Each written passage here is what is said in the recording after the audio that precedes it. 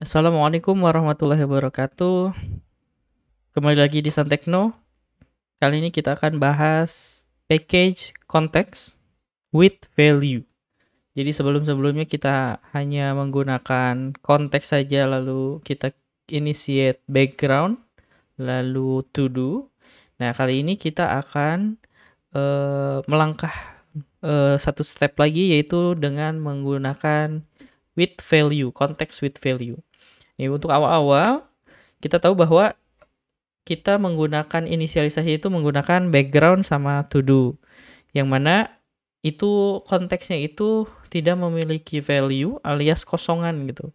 Kita tidak menambahkan value sesuatu, tidak menambahkan isi apapun gitu di konteksnya. Maka untuk kali ini kita akan coba menambahkan value ke dalam konteks yang mana nantinya itu kita kirim ke child-childnya dari parent, sehingga kita bisa tahu tracingnya seperti apa gitu. Nah, with value ini juga kita bisa manfaatkan untuk menyimpan informasi data yang misalkan pengen dari awal parent sampai akhir childnya itu bukan berurutan sih, lebih ke runut gitu. A, B, C, D, E, F kayak gitu disimpan di konteksnya, sehingga nanti kita bisa ambil ini tuh sebenarnya parentnya siapa, terus childnya siapa gitu. Secara implementasi gambaran besarnya ya, biar teman-teman bisa dipahami juga. Jadi misalkan kita punya konteks A, terus nanti memiliki child 2, konteks B dan konteks C, lalu konteks B ini memiliki child lagi, yaitu konteks D dan E, lalu untuk konteks C dia hanya memiliki child F. Nah, dengan skema seperti ini nih, berarti kita pahami bahwa setiap konteks itu hanya memiliki satu parent. Nah, kita hanya satu parent. Misalnya adalah pembuatan konteks A sebagai parent dan memiliki 2, B dan C. Oh, yang tadi sudah saya sebutkan. Tetapi ini, konteks C itu hanya memiliki satu child. Sehingga pada saat kita misalkan ingin melihat di D ini, maka tidak akan ada konteks C ini. Karena dia berbeda path atau berbeda konteks ya. Begitu. Nah, lebih lengkapnya kita akan langsung coba implementasi saja ya. Biar lebih kebayang gitu bagaimana si konteks ini dijalankan. Misalkan konteks A, nah yang tadi kita sebutkan. Jadi kita akan membuat skema seperti ini ya. A, B, C, terus B memiliki D, E, dan C memiliki F. Oke, misalkan konteks A itu kita inisialisasi konteks background. Konteks background, terus konteks B. Nah, di konteks B ini kita tambahkan berarti konteks with value dari konteks A, yaitu B, atau ini key-nya B, lalu value-nya itu adalah konteks B, misalkan kayak gini ya. Lalu karena B ini memiliki child yaitu DE, berarti konteks D, konteks with value dari konteks B, konteks B, berarti di sini bukan C tapi D. Ini adalah konteks D. Satu lagi memiliki child si B itu, yaitu konteks E. Konteks, oh maaf, ini nggak usah pakai A. Ini konteks with value konteks masih B. Di sininya E. Lalu kita set value-nya adalah konteks E. Nah, ini untuk percabangan si B. Parent-nya B, child. Lalu satu lagi kita punya child dari A itu adalah konteks C. Konteks C ini memiliki hanya satu saja. Konteks, oh maaf, ini harusnya dari konteks, iya benar B.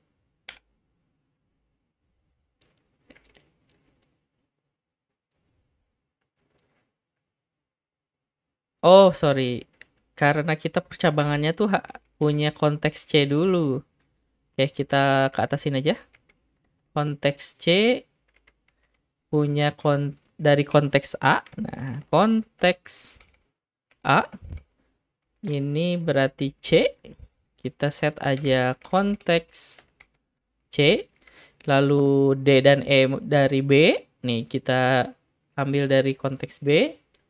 Lalu terakhir adalah konteks F. Yang mana konteks F ini dia parent-nya dari konteks C. F konteks F.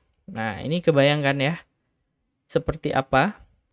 Lalu kita ingin biar si konteks ini di print ya. Printlen A, B, C sampai F. A, ini berarti konteks A, B, C, D, E, F, G. Oh, enggak ada G. Berarti B, C, D, E, F. Nah, ini enggak ada. Oke. Kita coba jalanin dulu. Nah, kita lihat ya. Konteks A ini background, kosongan. Konteks B punya konteks B punya B. Konteks C punya C. Lalu konteks B itu dia punya D. Konteks B juga dia punya child E. Konteks C dia punya child F. Oke, kebayang ya, berarti di sini udah sesuai nih sama diagram yang kita buat sampelnya. Nah, bagaimana kita mengambilnya nih? Mengambilnya itu misalkan FMT mengambil child dari F. Apakah F punya child? Nah, dengan cara kita konteks F ini value F ada nggak? Harusnya dapat karena konteks F itu ada. Terus misalkan FMT printlen lagi konteks dari konteks, misalkan konteks B kita mau ambil C ini. Nah, kita komen deh dapat. Kalau ini dapat atau tidak?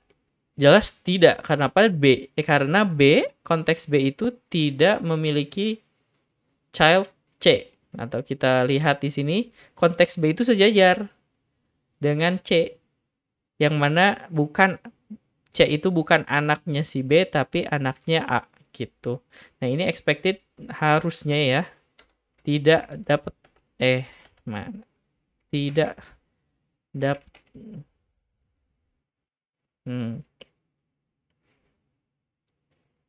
Terus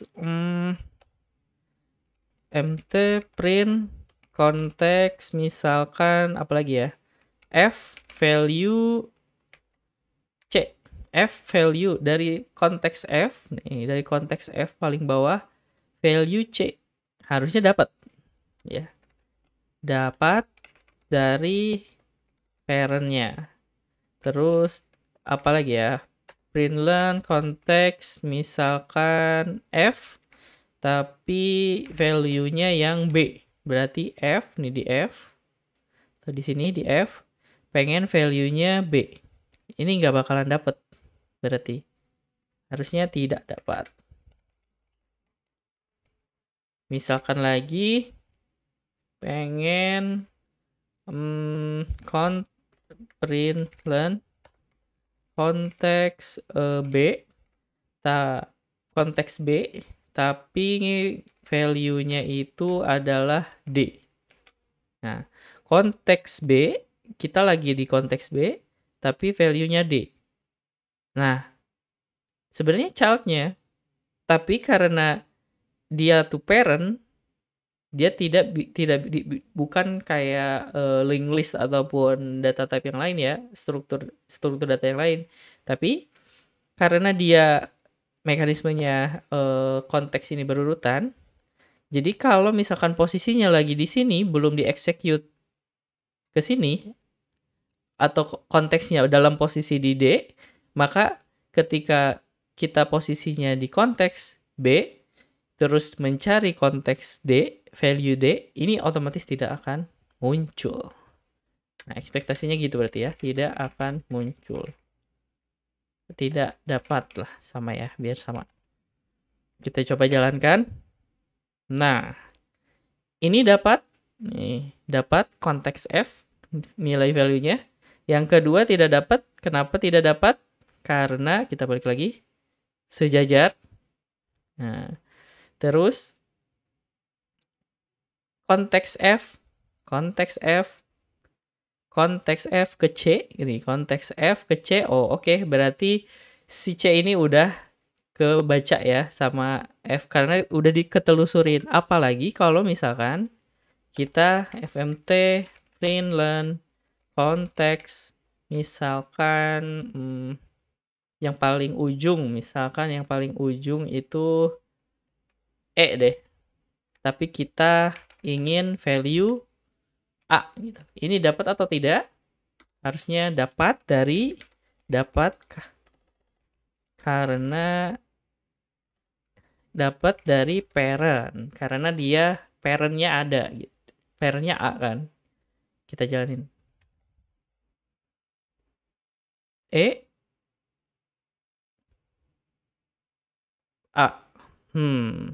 Oh iya, soalnya kita nggak melakukan inisialisasi konteks A.